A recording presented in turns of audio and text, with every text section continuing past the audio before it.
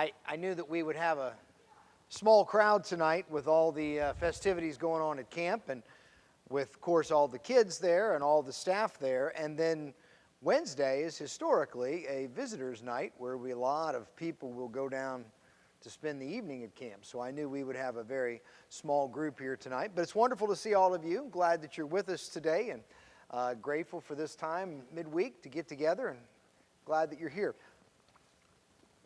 I do have several announcements to start us off with. I don't know that it affects anybody in here, but if it does, the 3rd and 4th grade class is going to be combined tonight with the 5th and 6th grade class.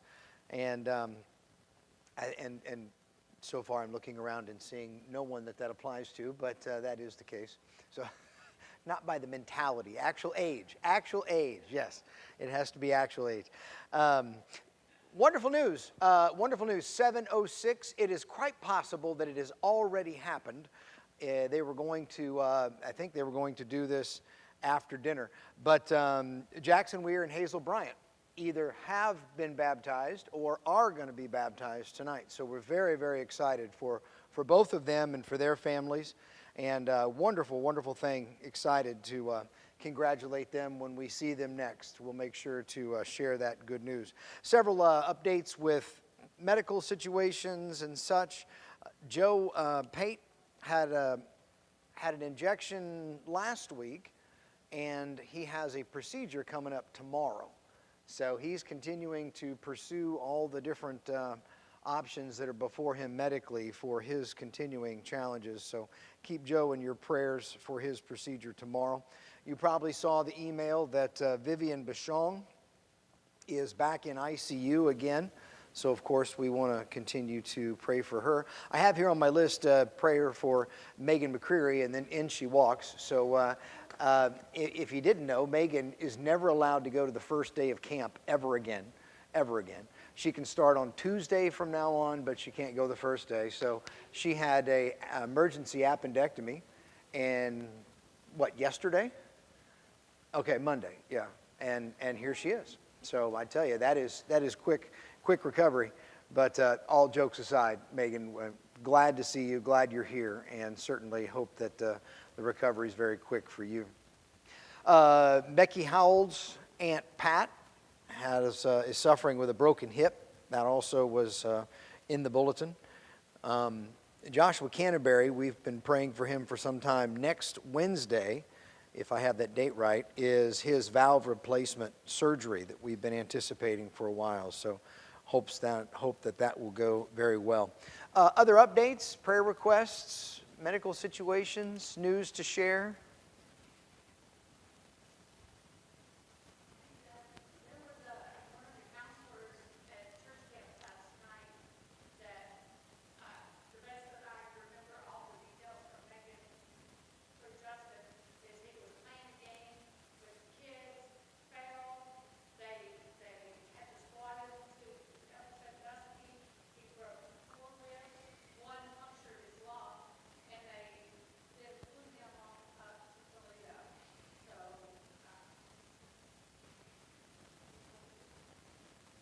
His name's Jeff Knox.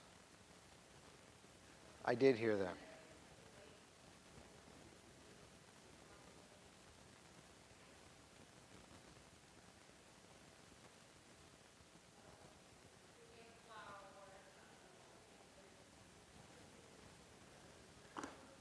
You said he's at Toledo, Donna?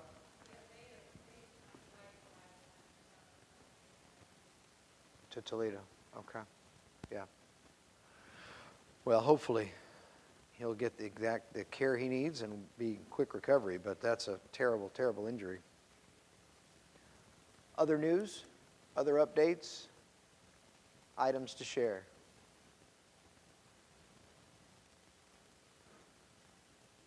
Ethan, how's Michaela feeling? Good. Good.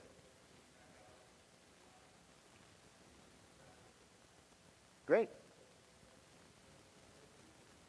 Very excited, very excited. And we've been keeping her in our prayers and continue to, both she and little Preston. So glad to hear that she is on the mend.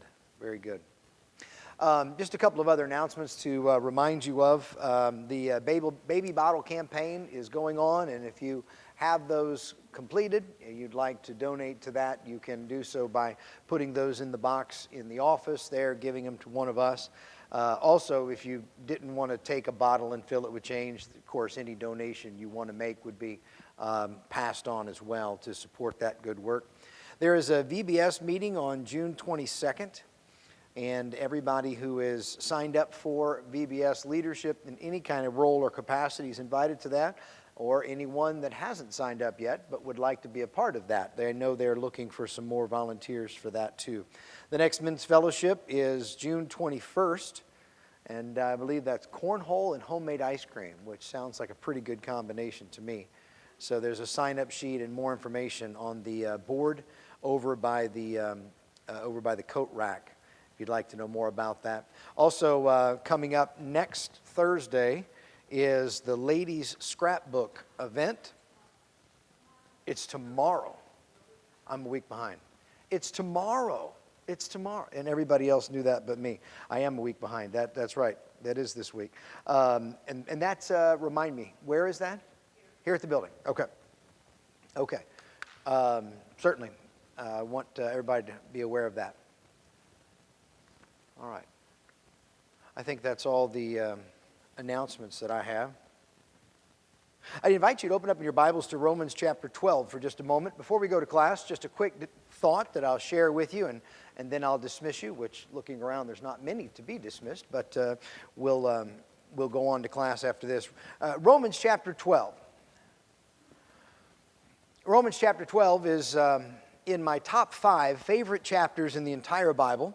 And the section that is Romans chapter 12, verses 9 through 18 is my one of my very favorite passages of Scripture. It is something that I try to read every morning, and it's sort of a goal that I have for this month, to read this every morning, because I think it just has such incredible power and a wonderful way for us to think about the way in which God calls us to live. I'm just going to look at one verse real quickly with you tonight, and that is verse 12. Romans chapter 12, verse 12 says simply this: rejoice in hope, be patient in affliction, be persistent in prayer. You know, it's really interesting when you really break those down. Those 3 little phrases there have an enormous amount of power to them. When it talks about be joyful in hope, both of those, both joy and hope, are very, very different from what many in the world, what the world itself would consider joy or hope. Oftentimes, we misconstrue joy to be happiness. Happiness is being glad for a set of circumstances that you find yourself in. And that's a fine and wonderful thing. It's good to have good circumstances that you can be happy in. But joy is not dependent on our circumstances. Joy is not dependent on our circumstances. Joy is something that God gives us as a blessing, as a fruit of the Spirit that comes from within us to give us a sense of stability and strength, even when the outside circumstances aren't great. In the same way, the world would talk to you about hope. Hope is something that we commonly say, you know, I hope. I hope the Buckeyes have a good season. I hope the interest rates don't go up any higher. I hope. But those are things we don't have any control over, and it's just really wishful thinking. This is wishful thinking that I would be happy if it happened. But that's far different from what the Bible calls biblical hope, Christian hope. Christian hope is based on the fact that God is God, and God has made promises to us that we can hold to be true, and we can rely on and depend on. And so when it says joyful in hope, it's saying have an inner strength and stability that is based on the promises that God has made to us. The second phrase, patient in affliction. Both of these remind us that there will be challenges in life. If there weren't ever any challenges, we would never have to be patient.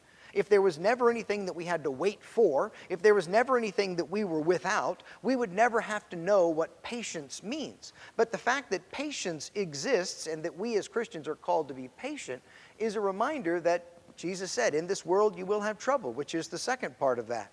Patient in affliction. Affliction. There will be hard days. There will be challenges. There will be things that are not the way we would like them to be. But this phrase reminds us that the hard times are temporary. The hard times are temporary. If we show patience, we can endure through the hard times. So even when you find yourself in a hard time, be reminded that God promises that that will be patient. And most importantly, that you won't be alone in it. God has never left us in our time of affliction. The third one is persistent in prayer. Prayer is our main connection to God. It is the main way that we commune with and build a relationship with God. And it says to be persistent in prayer. Prayer should be something that we pursue with a diligence. And I think there's a reason why this one's the last of the three, because this one is the one that the others are built upon. If we are persistent in prayer, if we're building that relationship with God, then we're going to find that we can be patient in times of affliction. We're going to find that we can find joy even in times when it may not be easy. And we'll have a hope that's going to hold us fast for those days to come. So all of those ideas together, a really great reminder of the blessings that we have in God, and something that hopefully will give you some encouragement to think more on those as you get the opportunity to do so. We'll head off to class now, but let me first lead us in a quick prayer. Dear God, we're thankful for the sunshine and the beautiful day. We're grateful for the opportunity to be here. We're thankful for all the young people enjoying a great week of camp, and we're thankful for the staff and the teachers and all the faculty there that is providing this wonderful opportunity for them. We're mindful, God, of many that are on our hearts tonight. We pray for Vivian. We pray for continued recovery for Megan. We pray that Joe's procedure tomorrow will provide him some relief. We pray for Becky's Aunt Pat and her recent injury, and for Joshua's valve replacement surgery that's coming up. We just pray all these things, God, that you would watch over these and bless these. And these and others that we didn't mention, those that are on our hearts and those that we know of, please watch over them, as well as Jeff Knox, the gentleman from camp who is presently in the hospital as we speak. Bless him with recovery. As we have this opportunity tonight to open your word, God, we ask that you open our hearts and minds to your truth. And it's all in your Son's name that we pray. Amen. All right. To whomever it applies, you can head to class.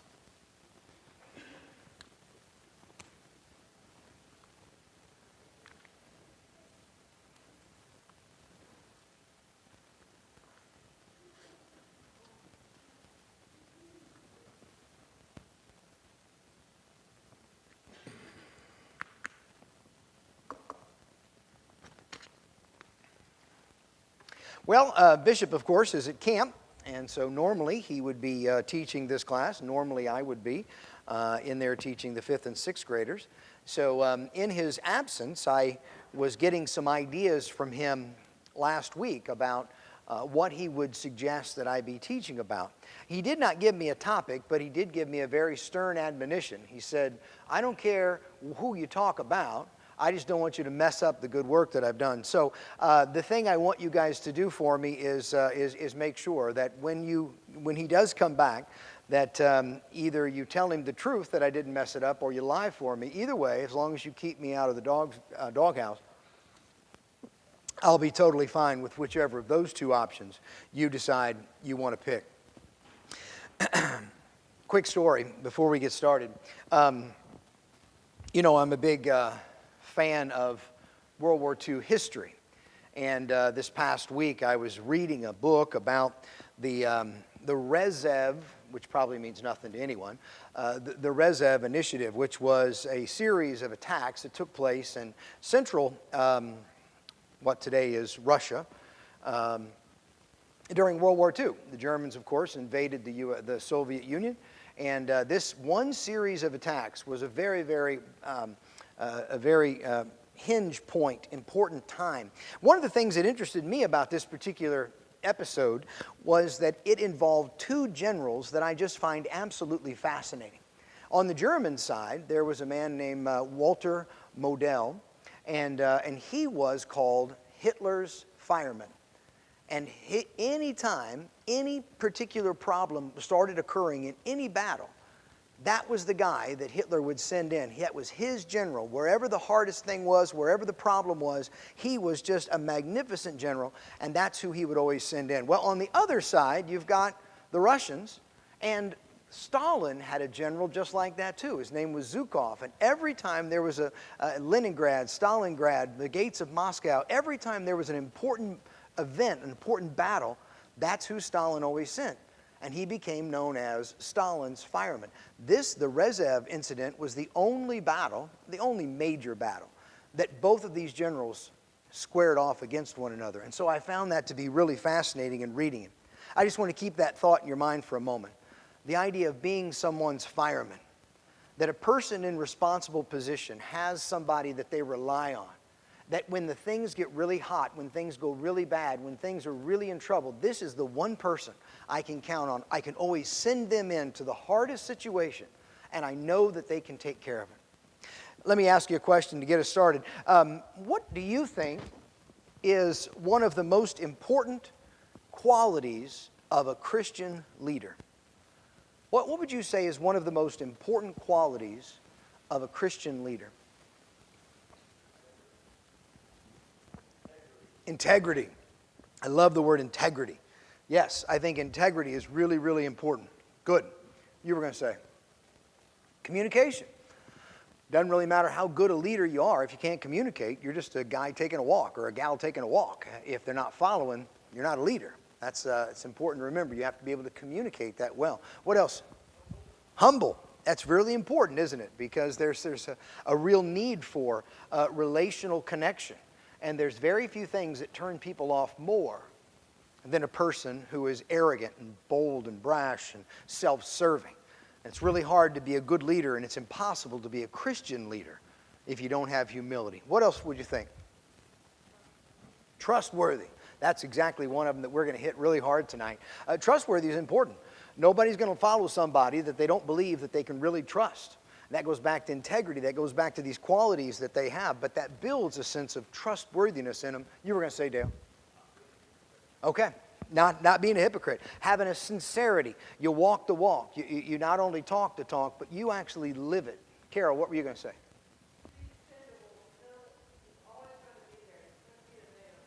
Yep. Available, follow through, dependable. They say they're going to do something. They do it. You don't have to always wonder, are they going to come through with this? Is this something that they're going to flake on? And I think those are all really important qualities. Well, tonight we're going to be talking about a really, really important Christian leader. In this series of lessons, one of the things that Bishop has been leading you through is people in the Bible who maybe are a little bit lesser known, but specifically those who had some kind of an important role in helping Peter or Paul, or in last week's case, Peter and Paul, write their letters. And so today we're going to be talking about a person who you know fairly well, a person who is a great Christian leader, and a person who I think we could call Paul's fireman, the guy that Paul consistently sent into the most difficult situations and had great confidence that he was going to be able to fix the problems and make things better. His name was Timothy, and I invite you to open up with me in Acts chapter 16, as we sort of have our introduction to an early background in Timothy. Acts 16. Spend just a moment talking about his background, and then we'll talk a little bit about his contributions in the early days of the church. Acts chapter 16, starting in verse 1. Paul went on to Derbe and Lystra, where there was a disciple named Timothy, the son of a believing Jewish woman, but his father was Greek. The brothers and sisters at Lystra and Iconium spoke highly of him. Paul wanted Timothy to go with him, so he took him and circumcised him because of the Jews who were in those places, since they all knew that his father was a Greek. Here in this basically first introduction that we have to Timothy, what are some things that we can already see to be true about him? What jumps out to you in this little small reading? Do what? Well thought of. Well thought of. This is a really important quality. To hold a good reputation, To be well thought of. One of the things that is said of elders is that a person who would aspire to the position of eldership should be a person that those outside the church hold in high regard. They should have a reputation that is above reproach. And Timothy was a man who was well thought of. He was well affirmed by those who knew him well. That's a great quality. What else do we see in this?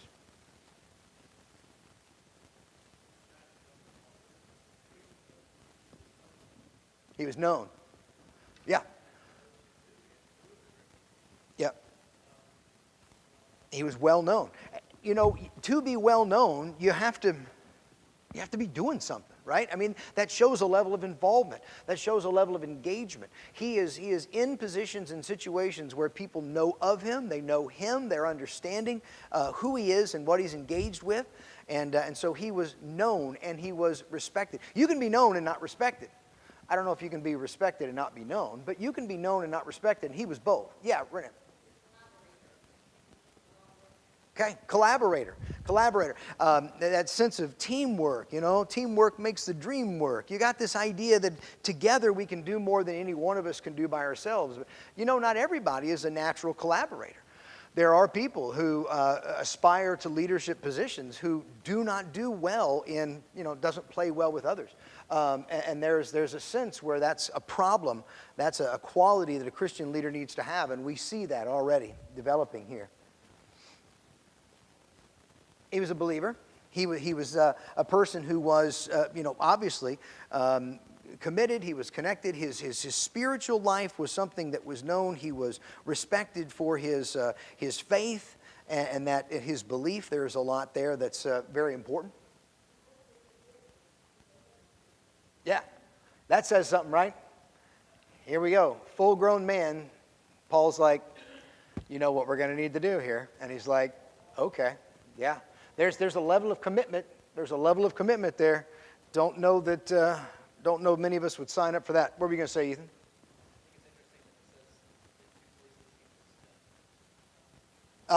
Yeah.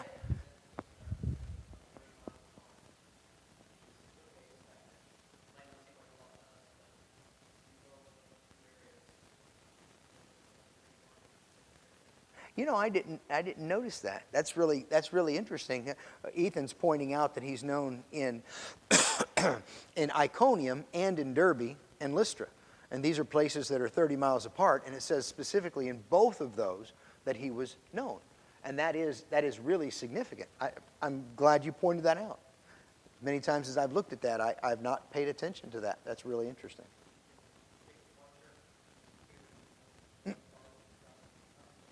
Oh, yeah.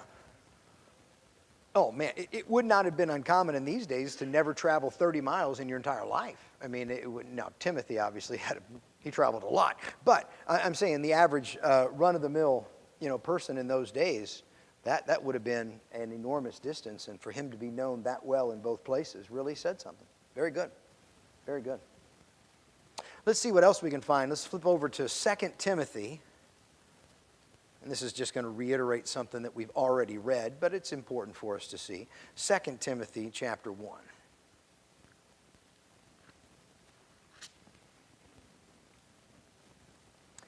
As I said, we've already alluded to this, but let's look at this in a little more detail.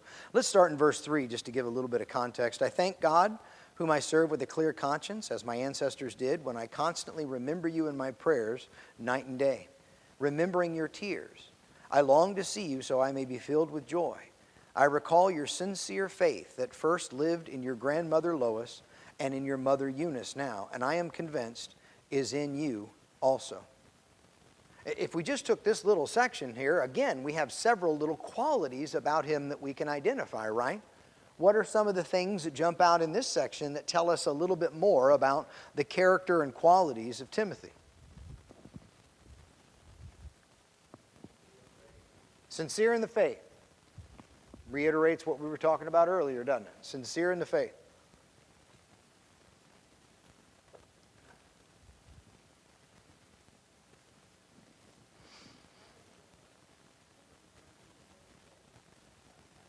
Yeah.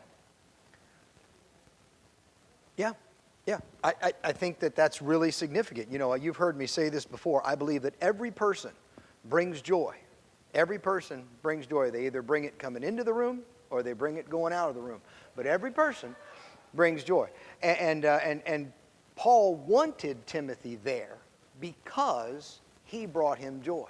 So there's something there that Timothy possesses, a quality about him that brings joy to Paul. And he longs to see him. He wants to be with him.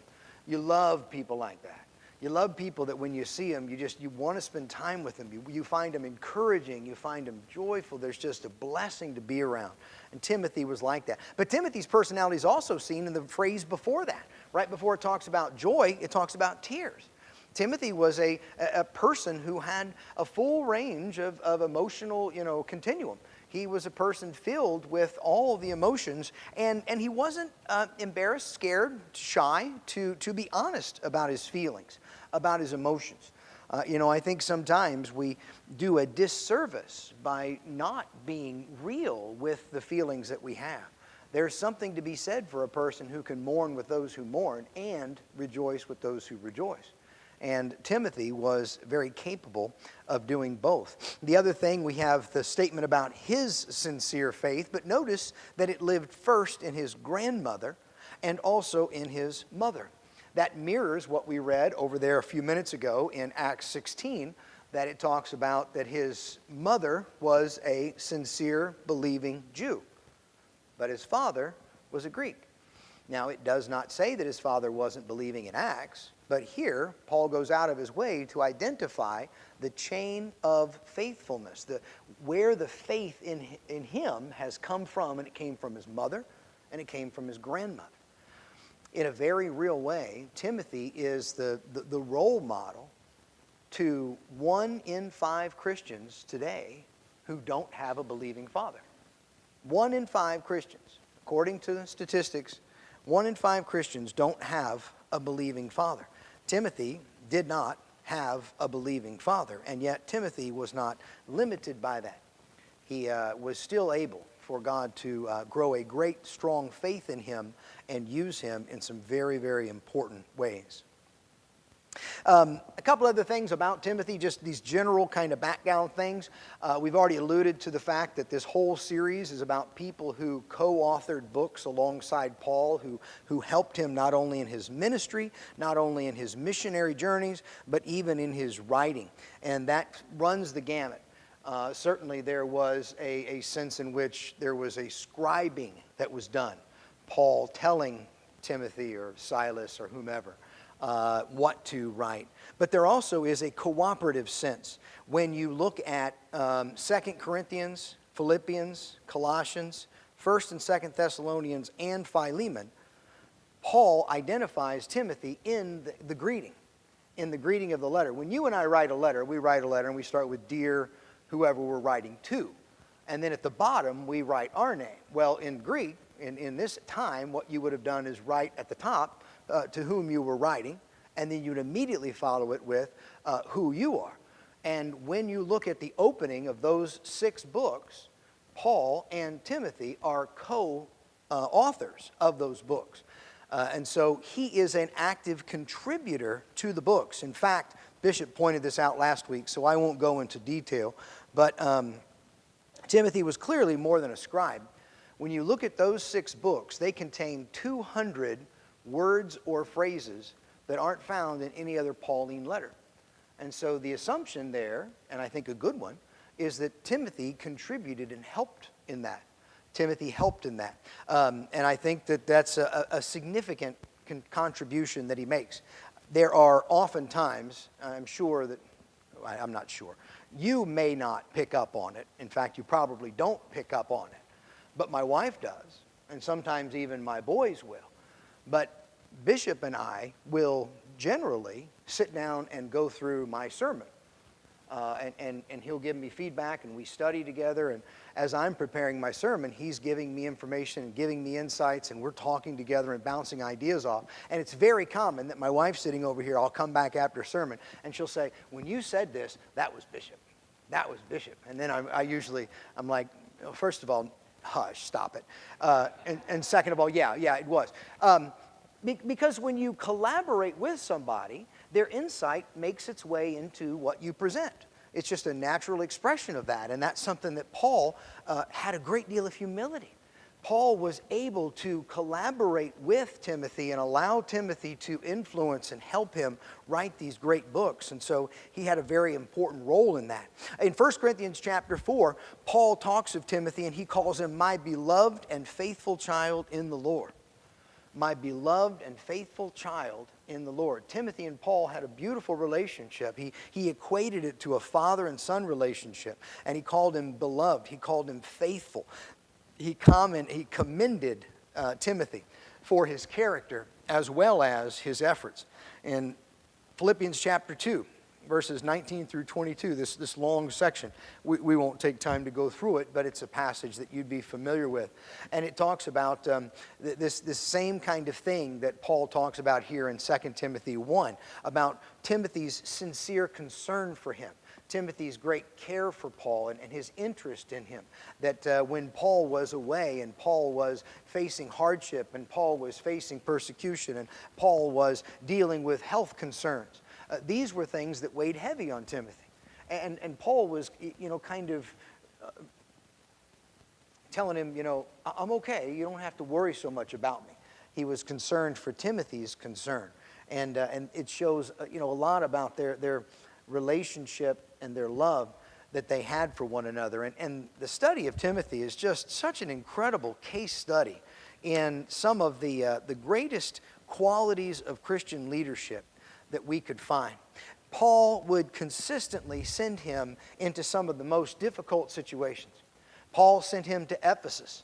Paul sent him to Ephesus at a time when there was a wild persecution going on and all kinds of false teaching. That was really the biggest problem in Ephesus at that time, was this influx of false teaching. People coming from other places to teach another gospel, to say, well, yeah, Paul shared some things, but he didn't give you the whole story. And so he sent Timothy to set that right. Paul had trust that when there was a doctrinal issue, Timothy could be trusted to set the record straight. He could be trusted to bring the truth. He could be trusted to stand up toe-to-toe with these, these false teachers, these people who were well respected, these people with different philosophies and worldviews that were well respected. And Paul knew he could stand up to them. In Thessalonica, he sent him into not only false teaching, which was there, but the greater concern was persecution. There was literal persecution going on. And he needed somebody to go and encourage the saints. He needed someone to go and rally the troops, as it were, and to say, you're going to be okay, and God's going to be here with you, and God's taking you through this, and I know it's hard, but this is something that we can weather. This is that patient in affliction that we talked about a moment ago in Romans chapter 12. And Paul knew that Timothy was the right guy for the job. He was an encouraging person. He was a person who connected with people. He was a person who had relational affinity. And he was someone that in a time of persecution would be the right guy for the job. When bad things flared up, when troubles came, Paul knew, this is a guy I can send. This is my fireman. This is the guy who I can send to do great things in difficult times. Another way that plays out, and you can see that confidence that Paul has, is what he writes to him in 1 and 2 Timothy. I think 1 and 2 Timothy are among the most practical books in the Bible for someone who is, stepping into a role of church leadership in any form. Any form of church leadership. A ministry leader or a deacon or an elder or a preacher or youth minister, whatever it is. I think 1 and 2 Timothy just offer such incredible practical insights. But the thing that's neat about it is that as you go through and look at it, Paul is constantly giving strength to qualities that Timothy already possesses. Timothy already possesses these qualities, and Paul is breathing life into those. The one exception that's very notable is that Timothy apparently had some insecurities about his age. Very famously, he was insecure about his age, and that's one of the rare times in 1 and 2 Timothy that you see Paul kind of correcting a weakness, because most of the time what he's doing is he's saying, I already see you as a good leader. Here's how you can be a greater leader. I see you as a competent person. Here's how you can be even more competent. He's breathing life into those qualities. And I'll tell you, on both sides of that, if you're going to really encourage people, if you're going to really build people up, one of the most encouraging things you can do is say, can I tell you something I see in you, something that I know you do well, and can I give you some encouragement of how you can do it even better? Is there a way I can provide for you a way to bring even more of this particular gift to bear? That's a beautiful way of breathing life into people. Paul did it for Timothy, and then Timothy in turn did it for others. But we see so much competence, we see so much confidence that Paul has in themes like, enduring and teaching sound doctrine, and being a person of encouragement, being a person of personal boldness, and all of these qualities that Timothy certainly did demonstrate in his life. Is anybody familiar with John Maxwell? Have you ever heard of the writer John Maxwell? John Maxwell is one of my favorite writers. I just really, really love John Maxwell. John's a cool story. John Maxwell went to Circleville Bible College and was actually a local preacher in southern Ohio for many years. But since then, he's moved on to do business consulting and leadership training. And he has one of the largest leadership training organizations in the world today. John now is very, very up there in years and doesn't do a lot of speaking anymore himself. But he has left a stack of books this high that he has written about leadership qualities. One of my favorite is the 21 Laws of Leadership. Great books that he has on leadership. The thing that's so fascinating about it is these books have incredible appeal in the business world. My wife, has worked in some big companies, and they're very, very familiar with John Maxwell. But he writes from a biblical perspective. He brings biblical truths and shows how those carry through and how they demonstrate the qualities that you want to see in business leadership and in corporate leadership and all this. And so it's really an interesting way that he's kind of threaded a needle and brought together two worlds that you wouldn't typically think of going together. Big business and the Bible, and he's really done an amazing job of bringing those together. But one of the Bibles that I have, I love this Bible, it's the Leadership Bible. And John Maxwell goes through the Bible. It's just regular text of the Bible. But he inserts all these different little illustrations about how you see leadership in this particular person. And when it gets to the life of Timothy, when you just follow through the reading of the life of Timothy, he suggests there are 5 preeminent leadership qualities that Timothy demonstrates. 5 preeminent leadership qualities that Timothy demonstrates. The first that he points out is that Timothy is teachable. Timothy is teachable. What are the qualities necessary for a person to be teachable?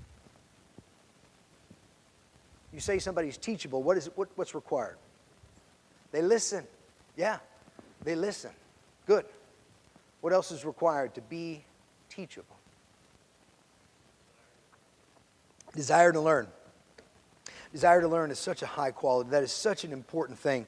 So oftentimes we end our formal education and we just kind of stop any intentional learning. And that's such a tragedy. We should be people that are intentional learners for our entire life. You have to be a good listener. You have to be someone who has a desire to learn. You have to be a person who has enough humility to not believe you already have all the answers. You cannot be teachable if you are convinced, I already know everything. I have a kid like that, and I can tell you that's not a teachable quality. I've got 7 the way I count them, and I'll let you figure out which one that is. But there's a quality there that's humility, that's hunger for learning, that is open and listening and receptive and open-minded and willing to take in new ideas. And Timothy was all of those things. Second quality he points out is one that was already mentioned. I think you mentioned, Dolly, trustworthy. He's trustworthy. And he incorporates a lot of different ideas in this idea of trustworthy. Personal character is a part of trustworthiness. Dependability is a part of being trustworthy. Being able to and what's the proper word? Be able to maintain a confidence is a matter of trustworthiness. If I entrust somebody a deep secret that I need them to keep for me, I have to have the confidence that they're going to be able to do that. That's a quality of trustworthiness.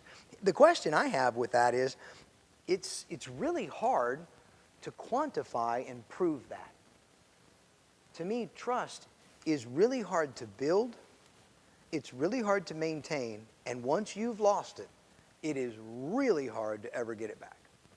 Trust is one of those really, really difficult qualities that because there's not like a checklist of, well, you know, I've got these 6 box checked, therefore that person is trustworthy. A lot of it has to do with, you know, just your relationship and their character and how you feel about them and what they've proven in their life. And if they've ever done anything to lower that trust, it's really hard to build it back up. So the fact that Timothy was held up as a person who was totally trustworthy says an awful lot about him. Third quality is that their leadership style is relational. Leadership style is relational. You can lead in a lot of different ways. My wife likes to use the phrase command and control to refer to a previous generation leadership style that there had been in the corporate world a very command and control kind of model. That if you were in charge, and you are the leader. And what I say goes, and that's how it is, and if you don't like it, you can hit bricks, go. That is leadership. And that was held up as a very, you know, useful model of leadership. But it's certainly not relational.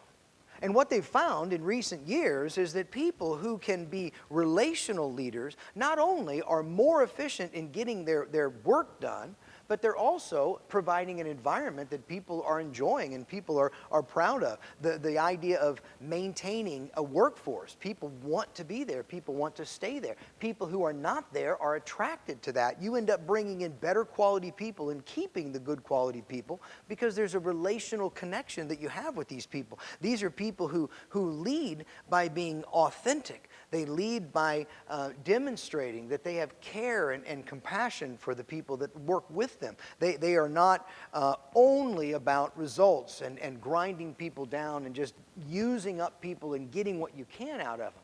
They're concerned about the people. They're concerned about their lives. And this is a really special thing. From time to time, you know, you'll hear little anecdotes about, you know, the CEO who knows the name of, you know, the custodian that comes and cleans their office at the end of the day. And in those little anecdotes, there's often, you know, a thought of how incredibly affirming that is to this man or woman who has a job that, you know, many might look at and kind of be a little bit like it's not as important or it's not a very glamorous job. It doesn't have a lot of status. But if you know the CEO knows your name and knows the name of your husband or wife and knows your kids and knows about your life, what an incredible affirming way that is to build relationship. That person's going to run through a wall for you. That person's going to absolutely do whatever you need them to do, because not simply because I'm the boss and you're going to do it, but because I really care for you and I want to be. I want to meet your expectations. So relational leadership. Fourth, he points out his boldness. And that's an ironic thing because that had not always been the case for Timothy, had it? Paul had to say, don't let anyone look down on you for your youth.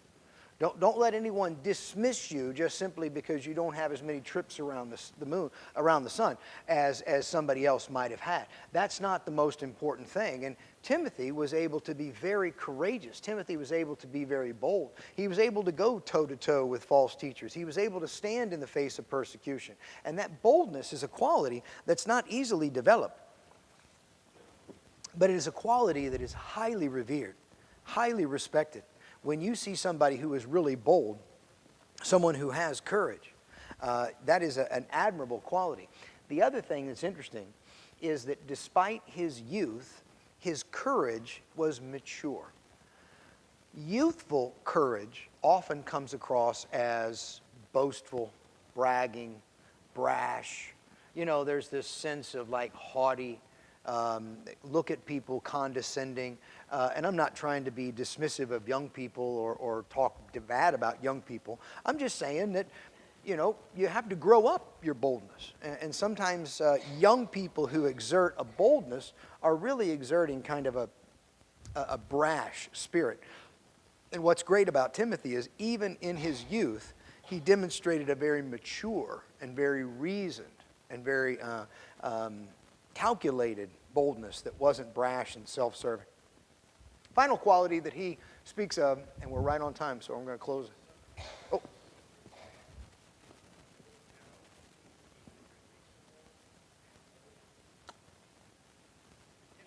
Yeah. That you'd necessarily think would go together. Let's talk about that. If you couldn't hear his question, he said, you know, is there a challenge? There is a challenge of being both relational in your leadership and being bold. Being both relational and being bold. We might think of those as being not opposite, but like you said, somewhat difficult to make fit together. Somebody talk about that. What do you think about how does one exhibit both relational qualities and still exhibit boldness?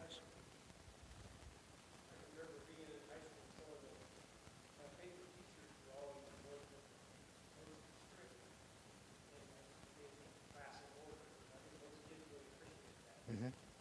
Yep. I think. Do what?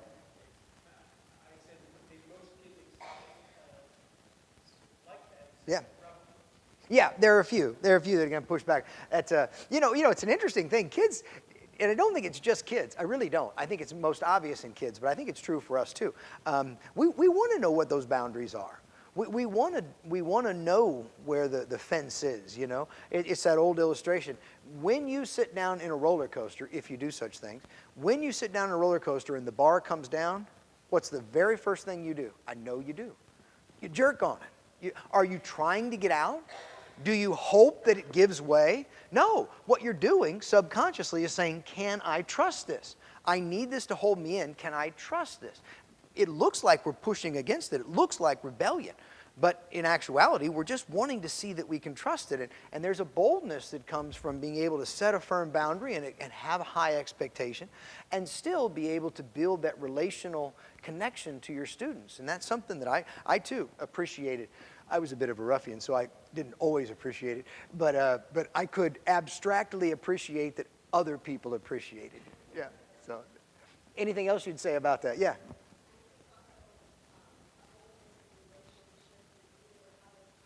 Yeah. Yeah. And that's really hard.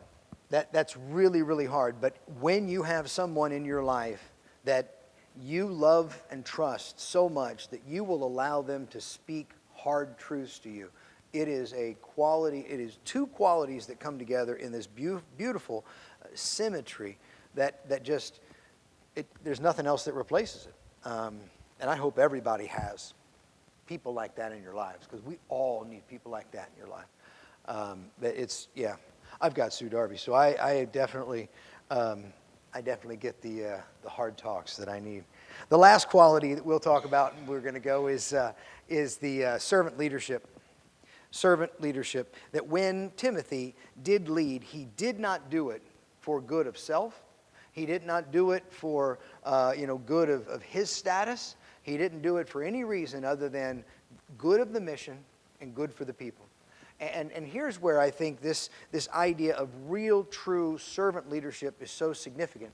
When a person who's a leader is able and willing to do what is actually not best for them personally, because what is best for the organization, the mission, the people, whatever, is actually something that puts them down a notch, that actually makes life harder for them.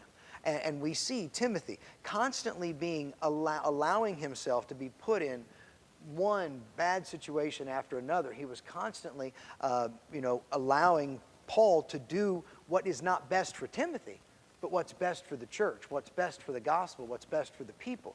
And servant leadership is being able to put yourself on a lower plane and put others on a higher plane. And when we're able to do that, we'll find that a lot of these qualities that make good leaders become that which is a little more natural. I got a few other things that I would love to get to, but I do just want to touch on this as we close.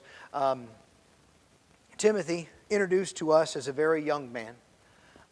We don't know exactly how old, but we know he was a young man, highly respected, well known for good works, sincere in his faith, a product of a loving mother, product of a loving grandmother, someone who was bold and who was confident, and someone who was hardworking and dependable and trustworthy in all of these qualities. So much so that Paul entrusted him with the ability to collaborate together in these wonderful and beautiful letters that we now have as our Bible.